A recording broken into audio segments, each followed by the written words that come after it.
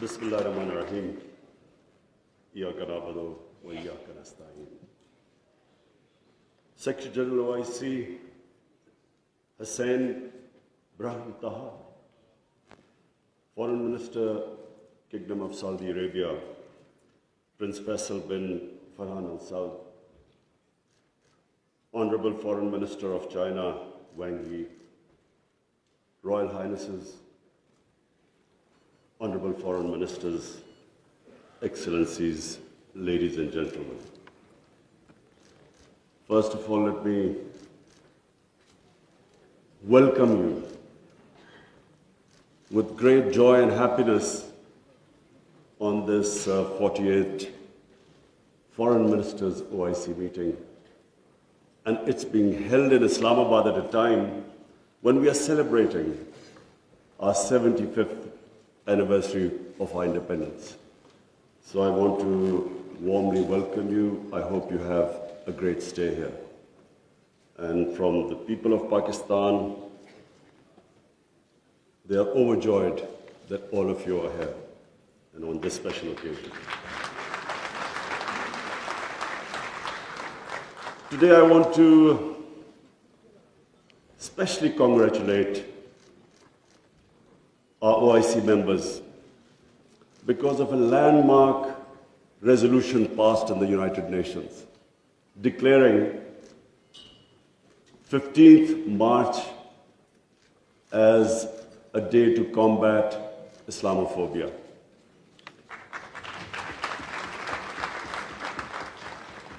But I want to remind people why 15th of March. 15th of March was a day when a gunman walked into a mosque in New Zealand and shot dead 50 people. Why did he shoot them? Because he felt that all Muslims were terrorists.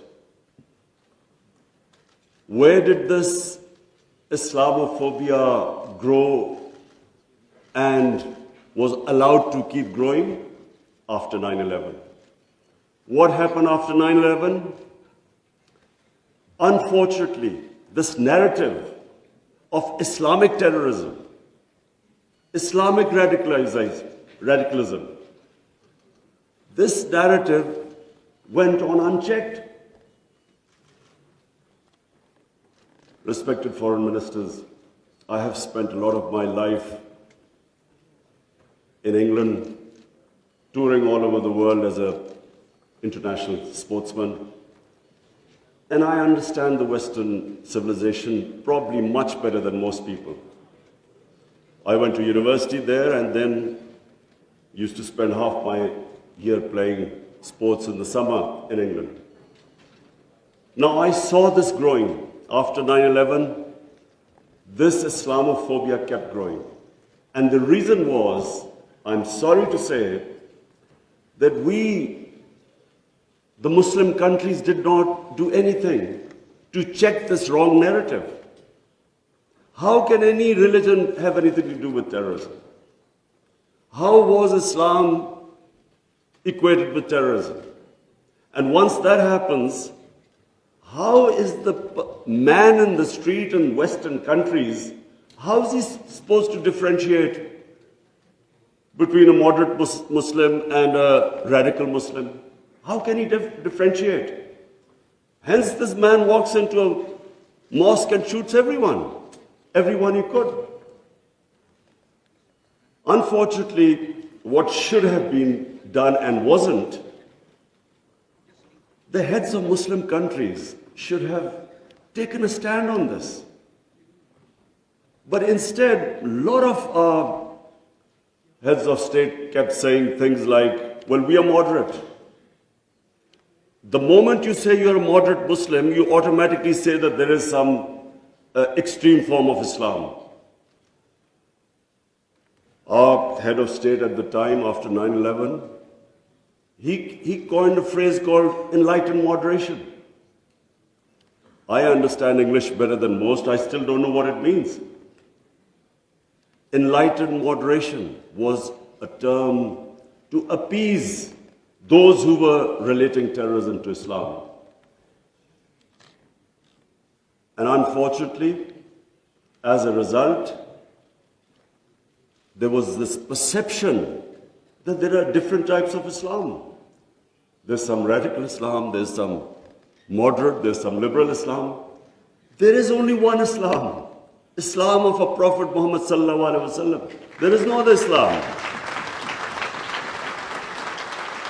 In human communities, in every human community, you have your moderates, you have your liberals, you have your conservatives, you have your fanatics.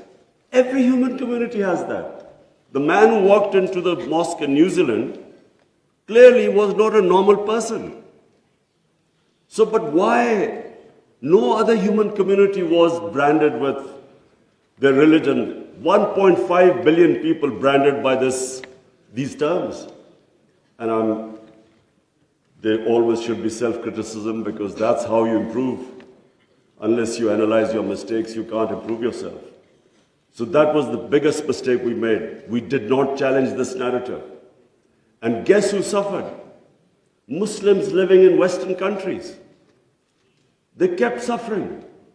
Because any incident would happen, any terrorist incident by a Muslim immediately meant that every Muslim became branded. When 9/11 happened, I still remember, people were petrified in Pakistan, and I hope there was no Pakistani involved. How could how could whole community be responsible for some fanatical deed by some extremists? So therefore, this was it was one of the worst periods for Muslims living in non-Muslim countries. And then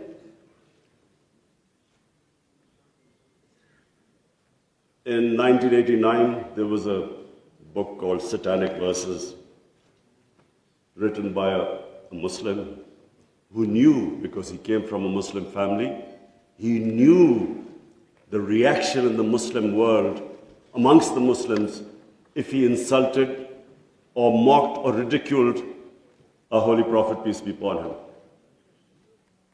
But what happened after 1989 was, rather than again the Muslim world coming up with an intellectual narrative, trying to explain to them that why do we feel, why are we so hurt when a Holy Prophet is ridiculed? Why does it hurt us so much? Living in and knowing the Western societies, I knew why they couldn't understand, because they do not treat religion like we do. Jesus Christ is not treated the way we in the West, the way we treat our Holy Prophet here. So they couldn't understand what was going on. Why were there demonstrations? Why were there death threats to Salman Rushdie? So they kept thinking that the Muslims do not allow freedom of expression. So Muslim world is intolerant. It doesn't allow freedom of expression. They were able to vilify our religion. And yet there was no coherent response from the Muslim world. And therefore, we kept into the cycle. Every few years, there would be some cartoons, insulting cartoons against our Prophet. Every few years, there would be something insulting him. We would respond. There would be some act of extremists. They would not respond. So this Islamophobia, this cycle, kept getting worse. And poor Muslims living in Western societies kept suffering. So that's why I'm really pleased that for the first time it has been acknowledged that Islamophobia is a reality and something needs to be done about it. And from now onwards, we hope that we will be able to put forward a narrative that why it hurts us so much. And honorable foreign ministers, let me just say that I only came into politics 25 years ago. I was watching this Islamophobia building up in Western societies. But two, I wanted my country. We were the only country which was which became independent in the name of Islam. And so,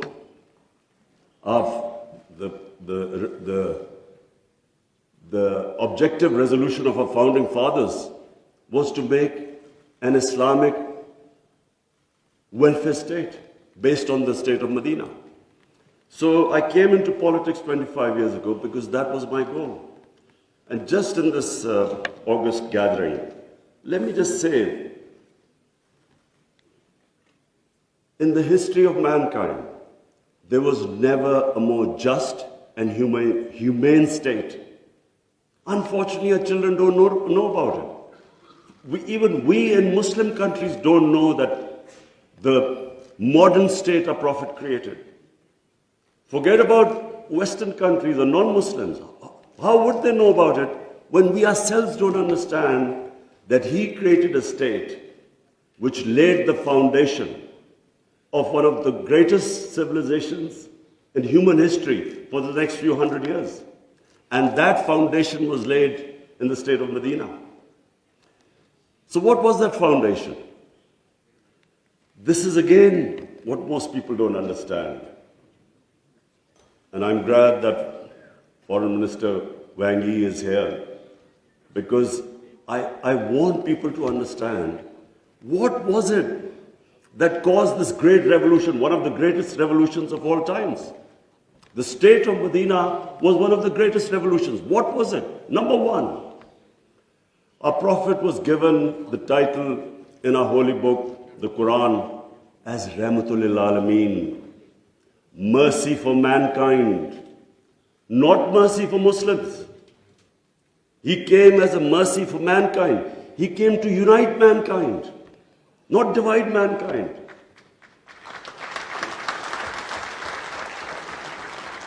Allah for Muslims is Rahmat, Rabbul Alameen, not Rabbul Muslimeen. We do not understand, we Muslims don't understand the great mission our Prophet came in this world for, to unite humanity. The Charter of Medina was signed with Jews, with Christians, with Sabians, and with pagans. All became part of a human community. We don't even realize that in 10 years which the Prophet came to Medina and then he left this world, people think that it was, through conquest and through the sword. Hardly anyone knows that in these 10 years, there were only about 1,200 people who were killed in battles. In these 10 years, 1,200 people died and Islam spread all over Arabia. So it was a revolution of ideas. He created a new system. So the state of Medina, he created the best rule of law. The basis of a civilized society is rule of law. His saying that even if my daughter commits a crime, she will be punished. No one is above law. His saying that many nations before you have been destroyed, where the powerful crooks were exempted, were given immunity, and poor crooks were put into jail. If you look at the world right now, Excellencies, I can tell you, just look at all the poor countries. Look at the countries which have poverty. There will be one thing in common. They cannot catch the white-collar criminals. They only end up putting petty criminals in jail. This is the biggest problem which our Prophet, peace be upon him, predicted almost 1,500 years ago.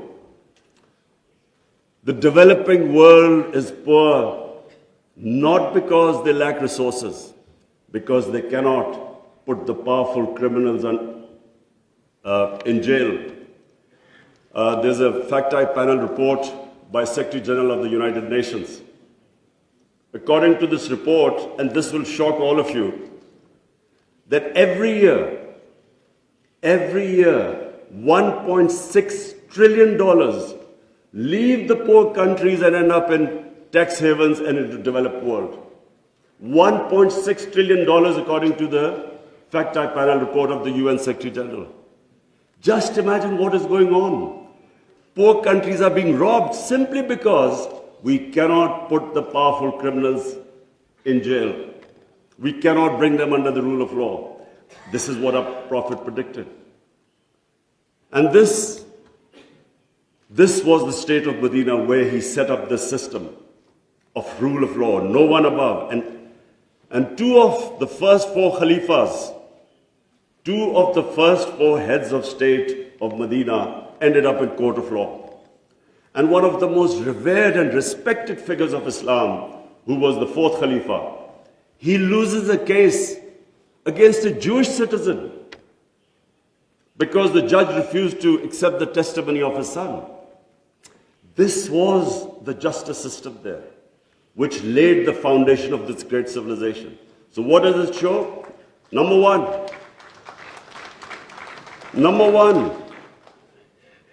that minorities were equal citizens. They were equal citizens in front of law. There was no discrimination. Secondly, it shows that a common citizen could win a case against the head of state. No one was above law. This is 600 years before the Magna Carta was signed in England, which was the beginning of the democratic struggle of Britain. And it took them years before they could actually bring their head of state under the rule of law. This is what happened in the state of Medina. It was ahead of its time. And then it was the first welfare state in the history of mankind. Compassion, humanity. It was a state which took care of its weak, its orphans, its widows, its poor people. It was the first time pensions were introduced in the state of Medina. They took care of the old people. A compassionate state.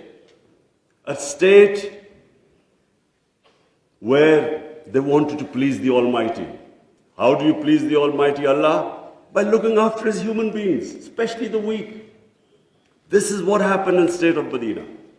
And today, I feel sad whenever I go to Scandinavia. I see what a welfare state should be all over the Muslim world. Look at humanity there. Look at the way they look after the weak. In fact, sometimes I'm sad because they look after the animals better than some of us look after our human beings. And remember, He's Rahmatullah Alameen, so whoever listened to His message, whichever human community will prosper. It doesn't matter because for all humanity, He brought the message of mercy. If you look at Switzerland, in the rule of law index, Switzerland is 99%. 99%. So with hardly any resources, it is one of the most prosperous countries in the world.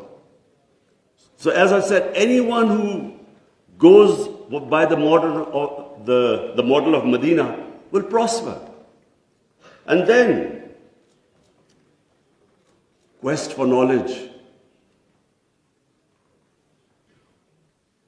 Foreign Minister Wang Yi, you'd be surprised, one of our prophets saying, he said, even if you have to go to China to learn and quest for knowledge, you must go there. Now first China at that time was center of knowledge, but it meant even risking your life. Going from, at that time, Arabia to China meant you might not come back. So that was the quest of knowledge.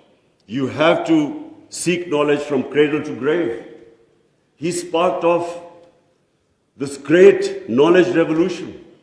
For hundreds of years, the top scientists were Muslims because they thought quest for knowledge was a sacred duty. Look at the situation in the Muslim world today. How much do we have a quest for knowledge? And then we get so much, wherever you go, Muslims we imprison our women have no rights. And sometimes, it almost seemed that the US invaded Afghanistan to liberate their women. There was no other reason except to liberate the women. Somehow our women are in prison. Let me just tell you that it was a revolutionary move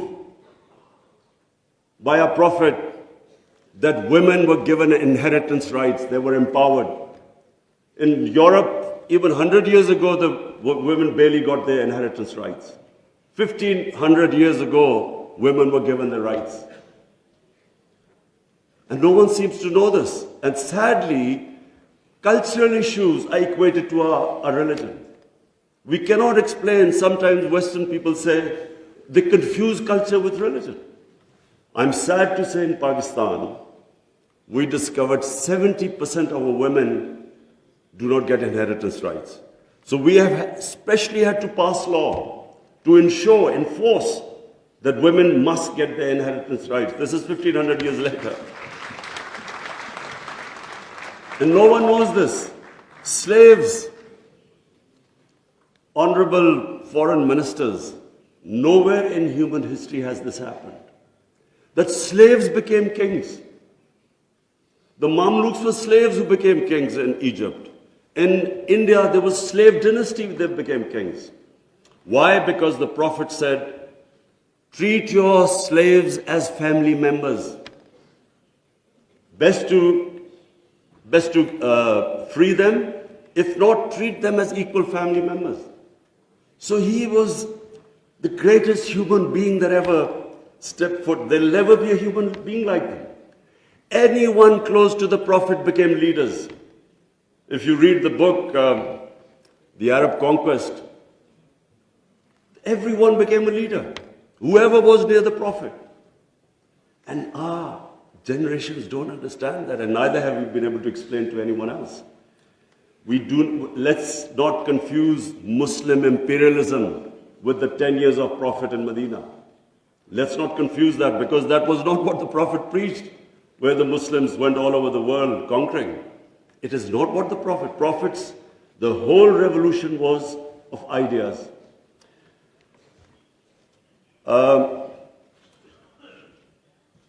Honorable foreign ministers, one of the ideas of OIC is to protect Islamic values.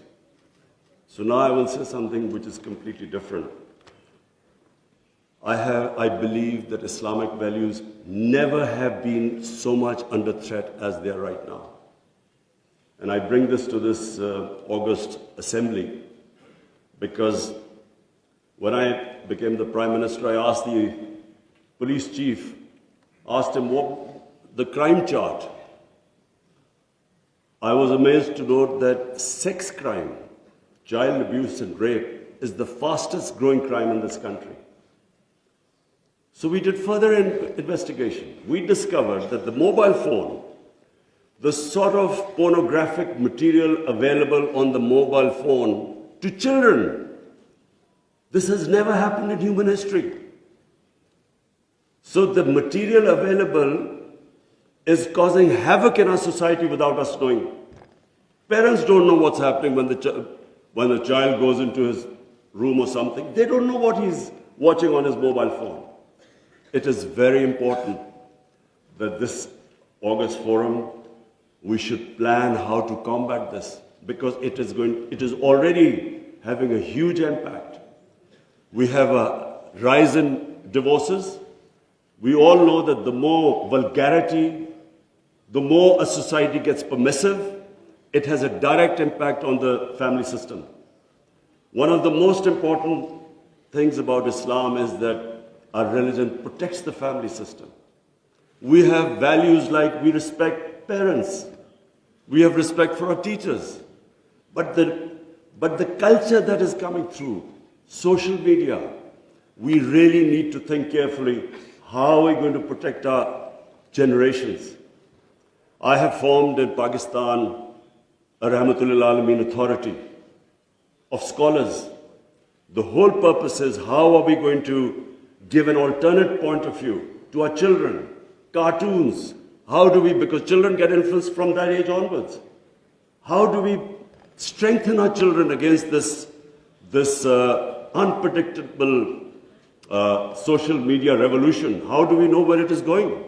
So I think that I thought at this meeting I should mention, because we need to start thinking about alternate media, how we can combat. You can't stop social media, but we can give our children, fortify them, strengthen them ethically and morally. Now I come to two important political issues. One is Palestine and the other is Kashmir. Honorable foreign ministers, we have failed both the Palestinians and the people of Kashmir. I'm sad to say that we have been able to make no impact at all. They don't take us seriously. We are a divided house, and those powers know it. We are 1.5 billion people, and yet our voice to stop this blatant injustice is insignificant. We are not talking about conquering some country. We're simply talking about the human rights of the people of Kashmir and Palestine, the international law, which is on their side, United Nations Security Council resolutions that back their right. In Kashmir, the international community promised them the right to decide their own destiny through a plebiscite. That right was never given to them. In fact, the special status of Kashmir was taken away illegally by India on 5th August 2019. Nothing happened because they feel no pressure. They feel we can make a resolution and then, back to our usual business. I'm not talking about altering our foreign policies. All of us countries have our different foreign policies. But on core issues, I am asking the OIC that unless we have a united front, we will keep these abuses will happen. Like in Palestine, it's daylight robbery going on in Palestine. The only hope I have is now because of social media, first time in Western countries, there's awareness of what's going on to the poor Palestinians. That is so far much more than the OIC. It's the mobile phone and the spread of information of the injustices being done to the Palestinians. That is the best, at the moment, the best way to protect them, not us. In Kashmir, it's a war crime, according to the 4th Geneva Convention, to change the demography of an occupied land.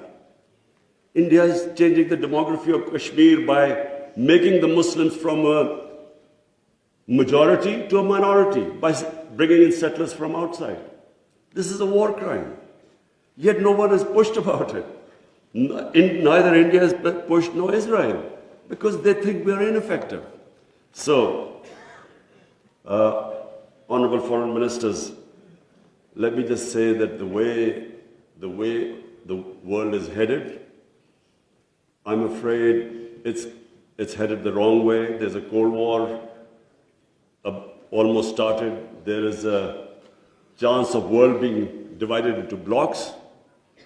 We 1.5 billion people, unless we're united, unless we take a united stand, we'll be nowhere. As what I'm scared to say where the future is headed right now. Before I come to Ukraine, I just want to talk about Afghanistan. It is extremely important that we stabilize Afghanistan. After 40 years, and no nation has suffered as the people of Afghanistan. 40 years of conflict. Finally, there is no conflict going on. The only danger now to Afghanistan is that through the sanctions and non-recognition, they might end up having a humanitarian crisis. Already the people are falling below the poverty line. Already there's a brain drain going on. So it's extremely important that we help the people of Afghanistan. And I say this because a stable Afghanistan is the only way, I repeat, it's the only way we are going to be able to stop international terrorism from Afghan soil. No other country is going to be able to do it. Let's not be delusional that some other country will come in and sort of through drones or something fight terrorism. It's not going to happen. The only hope is a stable Afghanistan government that can take care of international terrorism. I want to add a word of caution.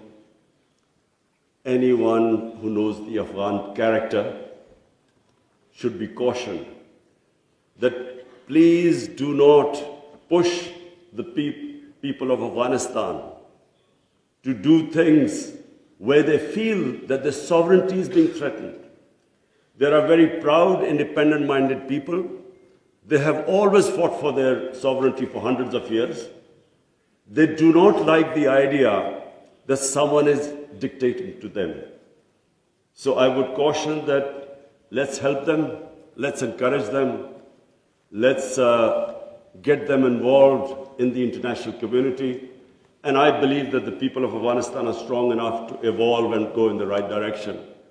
But please let's remember that the Afghan character does not like outside interference. And finally, I come to Ukraine.